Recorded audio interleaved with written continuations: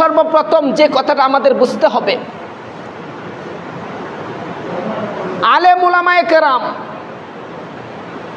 মসজিদের মিম্বারে বসে, উলামায়ে কেরাম মাহফিলের মঞ্চে বসে,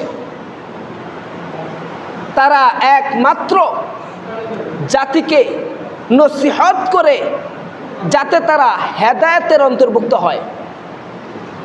তবে হেদায়েত এমন একটি শব্দ, এই হেদায়েতটা কোনো আলেম, কোনো বুজুর্গ, কোনো তাবলিগওয়ালা, কোনো নামাজি কাউকে কখনোই দেওয়া সম্ভব নয়। হেদায়েত দেওয়ার মালিকানা একজনই রাখেন, তিনি কে?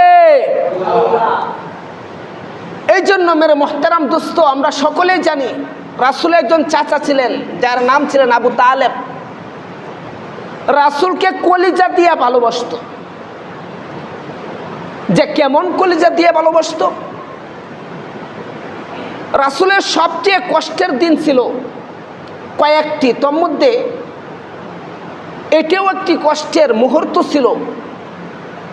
যেই সালে, যে বছরে আম্মাজান খাদিজাতুল কুবরা রাদিয়াল্লাহু তাআলা আনহা মারা যায়, এবং সেই বছরেই মারা যায় আবু তালেব।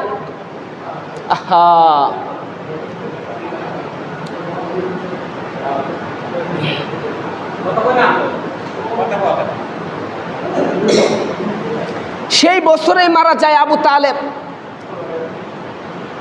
জন্মের আগে যে নবী বাবাকে হারিয়েছেন, জন্মের পরে মাকে হারিয়েছেন,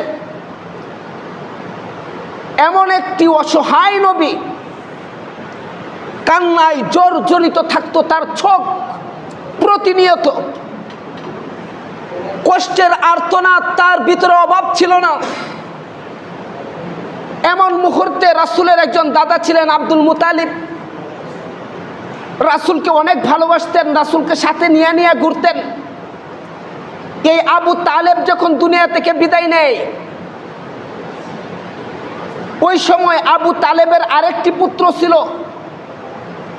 আব্দুল মুতালিবের আরেকটি পুত্র ছিল যার নাম ছিল আবু তালেব। সেই পুত্রকে ডেকে আনছে, এনে বললেন যে বাবা, তোমার এই ভাতিজা মুহাম্মদ, সবাই বলি সাল্লাল্লাহু, এই মুহাম্মদ জন্মের আগেই পিতাকে হারিয়েছেন, আমার সন্তান আব্দুল্লাহকে হারিয়েছেন, জন্মের পরে মাকে হারিয়েছেন।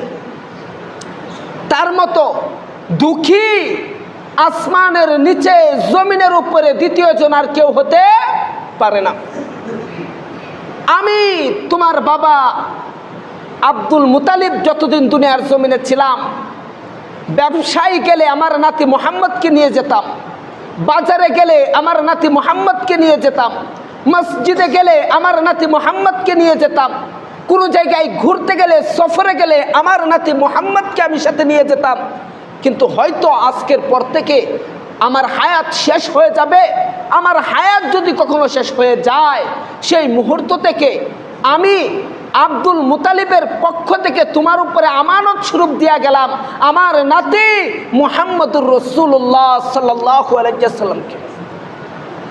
ঠিক সেই সুবাদে, সেই আমানতদারির আমানত রাখার জন্য আবু তালেব তার ভাতিজা মুহাম্মদ সাল্লাল্লাহু আলাইহি ওয়াসাল্লামকে প্রাণের চেয়েও বেশি ভালোবাসতেন। কখনো যদি আবু জাহেল আমার আপনার নবীর গায়ে আঘাত করত, সেই আঘাতের পাল্টা জবাব দিতেন আবু তালেব। কেউ যদি আমার নবীকে কটূক্তি করত, সেই কটূক্তিকারীর কটূক্তির পাল্টা জবাব দিতেন আবু তালেব।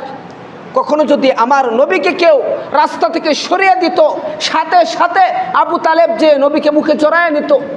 আর আবু তালেব আমার আপনার নবীকে এত বেশি ভালোবেসেছেন, এত বেশি মহব্বত করেছেন, এত বেশি খাইয়েছেন, পরিয়েছেন যে রাসূলুল্লাহ সাল্লাল্লাহু আলাইহি ওয়াসাল্লাম আবু তালেবের বডির সাথে রাসূলের বডির এমন কোনো জায়গা নাই যে জায়গাটা আবু তালেব আর রাসূলের বডির সাথে একত্রিত হয় নাই।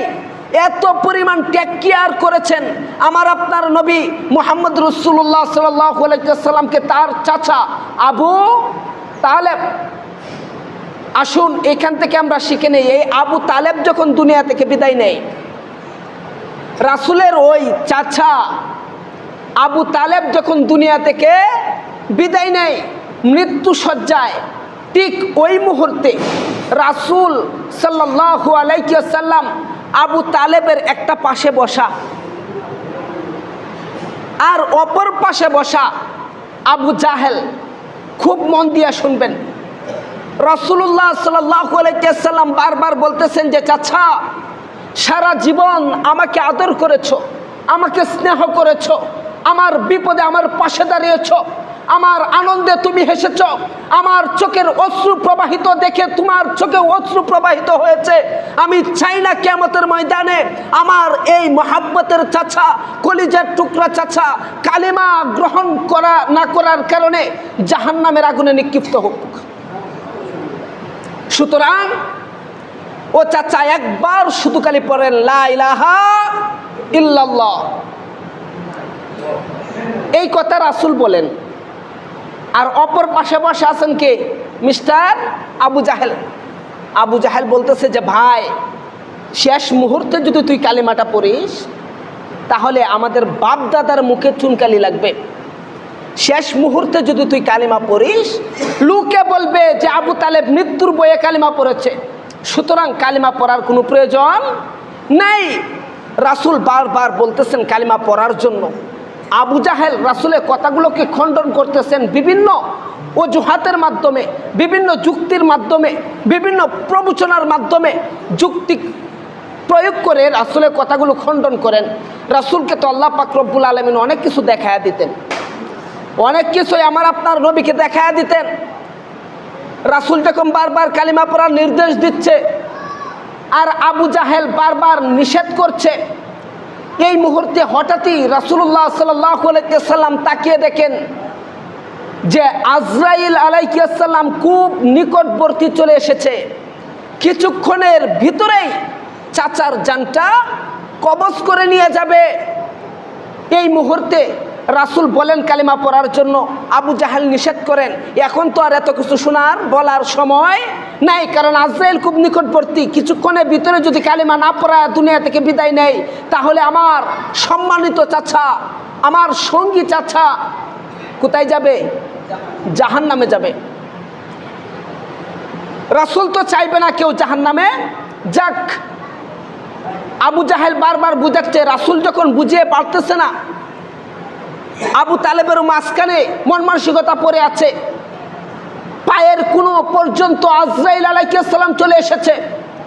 এই মুহূর্তে শুনেন সবাই, এক বাক্যে শুনেন, এদিকে তাকান, এদিকে এদিকে। এই মুহূর্তে সবাই আবু তালেবের দিকে তাকিয়ে আছে আর আমার আপনার নবী তাকিয়ে আছে আজরাইলের দিকে, যে আজরাইল তো একদম নিকটবর্তী চলে আসছে, এখনই চাচাকে দুনিয়া থেকে নিয়ে যাবে। এই মুহূর্তে রাসূল উত্তেজিত হয়ে বলে ফেললেন, ও চাচা, ও চাচা, আপনি মৃত্যুর আগ মুহূর্তে আমি আপনাকে শেষ কথা বলছি চাচা, একবার বলুন লা ইলাহা ইল্লাল্লাহ। আমি নবী কথা দিচ্ছি কিয়ামতের ময়দানে কোটি কোটি মানুষের সম্মুখপান থেকে আপনার গলায় গামছা পেঁচিয়ে আপনাকে টেনে টেনে জান্নাতে পৌঁছে দেব। এই কথাটা বলার সাথে সাথে আল্লাহ পাক রব্বুল আলামিন আজরাইলের আগে জিব্রাইলকে পাঠায় দিচ্ছে। আজরাইলের আগে জিব্রাইলকে পাঠায় দিছে, ও জিব্রাইল যাও আমার নবীর কানে কানে যায় বলো, ইন্নাকা লা তাহদি মান আহবাবতা ওয়ালাকিন্নাল্লাহা ইয়াহদি মান ইয়াশা। ওগো নবী, হেদায়েত কার হাতে? নবীকে জিজ্ঞাসা করতেছে কে? জিব্রাইল। ওগো নবী, হেদায়েত কার হাতে? রাসূল বললেন, হেদায়েতের মালিক তো একমাত্র আল্লাহ। বললেন, ওগো নবী, এটা আপনি বিশ্বাস করেন? যে হ্যাঁ, আমি বিশ্বাস করি। ও নবী, আপনি যদি বিশ্বাস করেন যে হেদায়েতের মালিক একমাত্র কে? আল্লাহ। আল্লাহ, তাহলে আপনাকে যে দায়িত্ব দেওয়া হয়েছে নসিহত করার, আপনি শুধু নসিহত করে যান, আর এই নসিহত যারা মানবে তাদেরকে হেদায়েত দিয়ে দিবে একজন, তিনি কে? আল্লাহ। এই জন্য মসজিদে উলামায়ে কেরাম কথা বলে, মসজিদে উলামায়ে কেরাম কোরআন ও হাদিসের আলোকে বয়ান পেশ করে, মসজিদের ভিতরে ইমাম হুজুর, খতিব সাহেব বিভিন্ন সময় দিক নির্দেশনামূলক কথা মুসল্লিদেরকে শোনায়, জাতিকে শোনায়। আর যে সমস্ত জাতি কিংবা মুসল্লি ওই ইমামের খতিবের কথা শোনার আগেই খতিবের সম্মুখে মানার মতো মন মানসিকতা নিয়ে না বসবে, বুঝেন কথাটা? ইমাম সাহেব খতিব সাহেব কথা বলার আগেই ইমাম খতিবের সম্মুখে মানার মতো মন মানসিকতা নিয়ে ইমামের সম্মুখে যদি না বসে, বয়ানের মজলিসে যদি না বসে, তাহলে ইমাম কেন, পৃথিবীর শ্রেষ্ঠ আলেম কেন, স্বয়ং নবীও যদি ওদের সামনে কথা বলতো, এরপরও তাদের ভিতরে হেদায়েত আসতো। কারণ রাসূল কথা বলছেন আবু জাহেলের সম্মুখে, হেদায়েত পাইছে। রাসূল কথা বলছে উতবার সম্মুখে, হেদায়েত পাইছে। রাসূল কথা বলছে সাইবার সম্মুখে, হেদায়েত পাইছে? পাই নাই। যারা মানার মতো মন মানসিকতা নিয়ে রাসূলের সম্মুখে আসছে, আবু বকর পৃথিবীর শ্রেষ্ঠ জাতির মধ্যে একজন হয়েছে এবং উম্মতের মধ্যে শ্রেষ্ঠ উম্মতের স্বীকৃতি পেয়েছে। এই জন্য কোরআন ও হাদিসের কথা রাসূলের উপরে নাজিল হওয়ার পরে তখনও কোরআন ও হাদিসের ব্যাখ্যা রাসূল যা দিয়েছেন, কিয়ামতের আগ পর্যন্ত উলামায়ে কেরাম একই কথা জাতির সম্মুখে উপস্থাপন করবেন। যারা মানার মতো মন মানসিকতা নিয়ে আলেমদের সম্মুখ পানে আসতে পারে, তাদের ভিতরে আল্লাহ তাআলা হেদায়েতের আলো ঢুকায়া দিবেন। বলেন সুবহানাল্লাহ।